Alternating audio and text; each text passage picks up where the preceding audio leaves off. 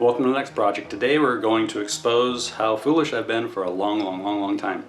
I, for years, have been cutting down screws and bolts from one length to another and done various things, clamped the head in the vise, and the screw bolt wants to do this as you're cutting away.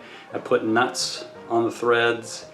Sometimes I've just clamped right on the threads when it doesn't matter. You know, that works about the best. But today I was throwing away a little piece of wood that has a slit cut in it, and it dawned on me, as it probably dawned on millions of people hundreds of years ago. I can put the head of the screw in that groove and use the groove on the other side and clamp that screw right in there. Put this in my vise and it doesn't go anywhere. Oh, eureka! Yeah, I'm a little slow. Hope you enjoyed the video. Subscribe and come back and look at the fun things that I'm destroying.